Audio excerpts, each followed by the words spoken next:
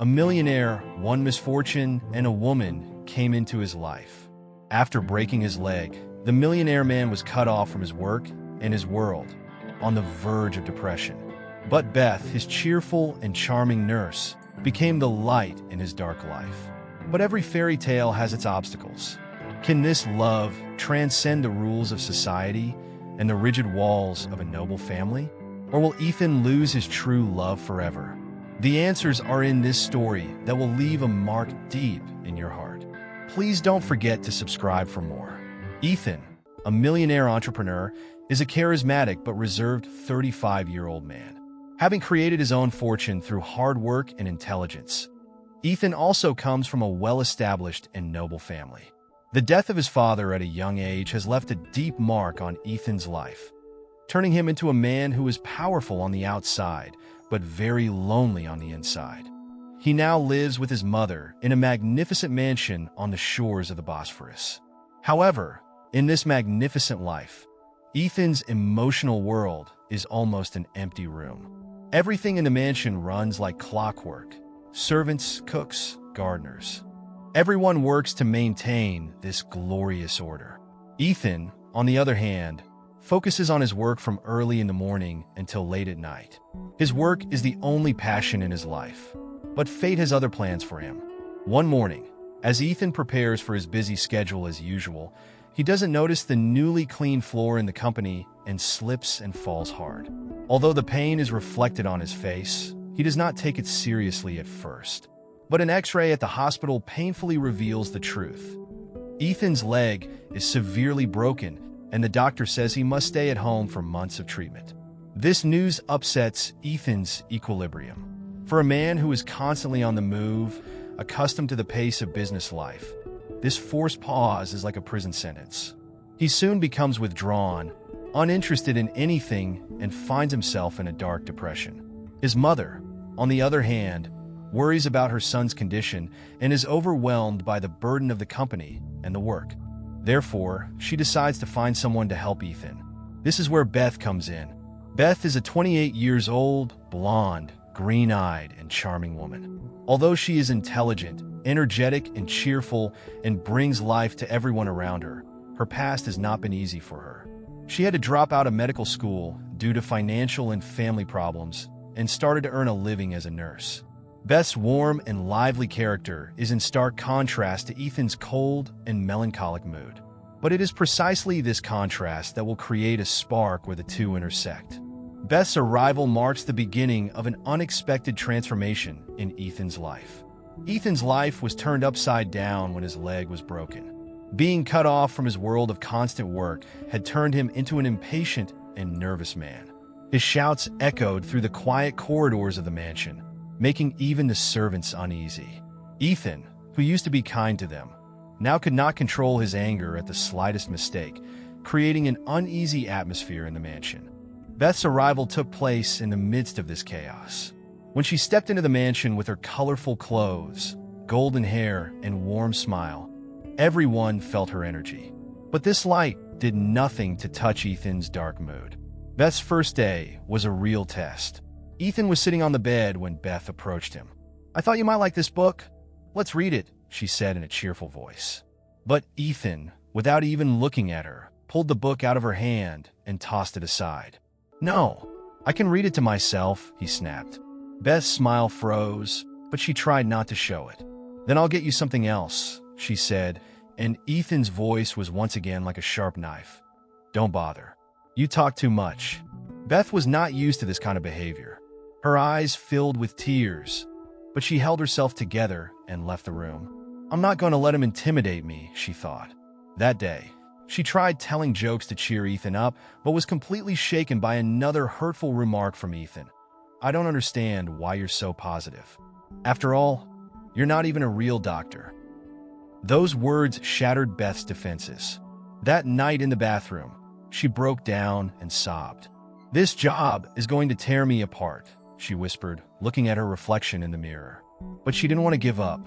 Ethan's harshness was a sign that something was hurting her inside, and Beth decided to hold on to the job as if to resolve that pain.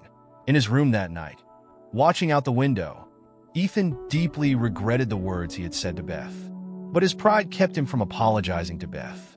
The next day, when Beth brought him his dinner, Ethan looked carefully at her face. He noticed that Beth's eyes were slightly puffy. "I think she's been crying," he thought, and his guilt deepened. But the way she expressed it was awful again. "You can quit if you find it hard." Beth didn't take Ethan's words seriously, but she felt broken inside. That evening, Beth met with a close friend. When she told her friend about the situation with Ethan, they both burst out laughing. Her friend said, "The guy must be the world's leading brand of rudeness. But you'll keep him in line," she said, lifting Beth's spirits. This brief meeting re-energized Beth. When she showed up at the mansion the next day, more alive, Ethan was surprised by her energy. For the first time, he realized how strong Beth was. One morning, when Beth was bringing Ethan coffee, she absent-mindedly spilled the cup on him. Beth panicked as the coffee spilled all over Ethan's shirt. "Oh my God, I'm so sorry." She quickly grabbed a cloth and tried to clean it up. Ethan hadn't been this close to anyone in a long time, and Beth felt strangely warm inside as his hands touched her. Beth shyly said, "I'll get something quick," and left the room. Ethan thought to himself, "Why is this woman so fascinating?" One afternoon, Ethan's mother was having coffee with one of the trusted maids who had worked in the kitchen for years when she began to speak in a heavy voice. Her voice was filled with a sternness that was in stark contrast to Beth's always cheerful and friendly demeanor. "That girl who was hanging around Ethan, Beth or something. You must have noticed she goes too far. The way she dresses, the way she acts. It's like she's here to destroy our family's reputation. It's absurd that she's even under the same roof with our last name. A man like Ethan, left to a nanny with no roots? These people are always the same. They look cheerful, they talk sweet, but their eyes are always higher. Who knows what he'd do if he had the chance?" Beth was returning to pick up the tray she had left in the kitchen. The words she heard stabbed her like a knife in the heart. For a moment, she felt as if her feet were nailed to the floor. But as the conversation continued, the knife dug deeper. "If she's here to serve Ethan, she's just doing her job. But from what I've seen, that girl has her sights set much higher. It's shameful to even mention her name in the same sentence as our family name. And I won't let her hurt Ethan. We have to make her leave somehow. Our family can't afford such a disgrace." Beth held her breath. Her heart was pounding like it was going to burst. Up until that moment, she had been patient with everything, even Ethan's hurtful words. But this conversation was something else. Disgraceful. The word echoed in his mind.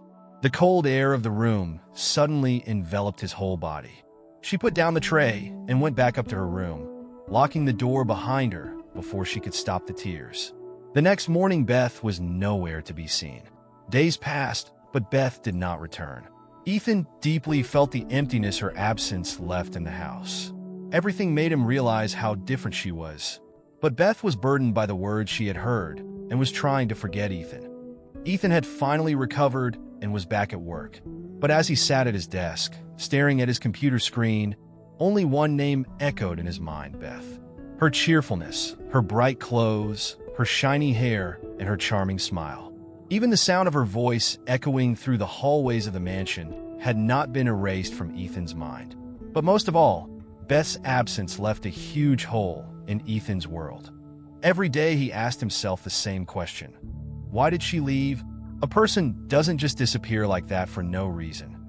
Ethan now had to find out why Beth had left. One by one, he checked the servants of the house, but no one would say anything straightforward. Only a trusted maid who had worked at the mansion for years told Ethan everything. She detailed how her mother's harsh, even hurtful words had deeply wounded Beth and caused her to leave home. Unwilling to believe his mother, Ethan's anger boiled over. He slammed the door to his own room hard. The long, silent walls of the mansion shook with Ethan's anger. Another servant, an old woman, ran after him. "Mr. Ethan," she said in a calm but emotional voice, "I really loved Beth. She was such a good person. She took care of my sick daughter for 2 days for nothing. She lost sleep over a child she didn't even know. It's hard to find someone like her. I'm still in touch with him if you want to reach him." Hearing these words, Ethan's admiration for Beth deepened. She really is an amazing woman, he thought. He got Beth's phone number from her.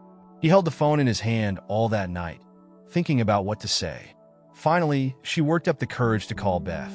Beth was stunned when she heard Ethan's voice on the other end of the phone.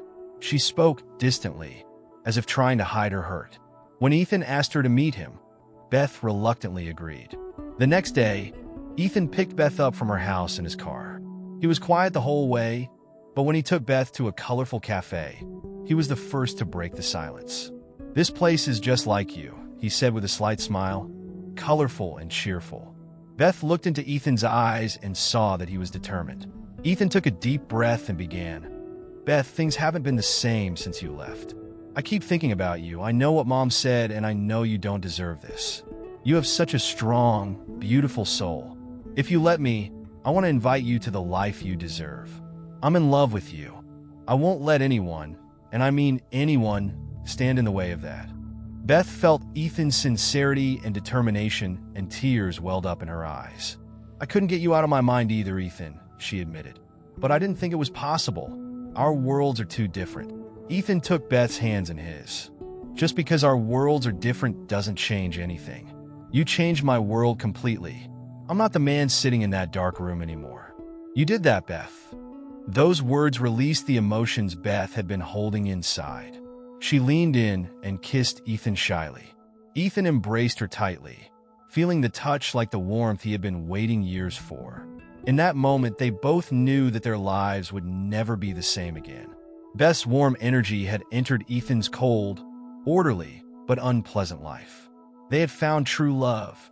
They looked at each other, smiled, and for the first time felt a hopeful excitement for the future. And that was just the beginning of their story.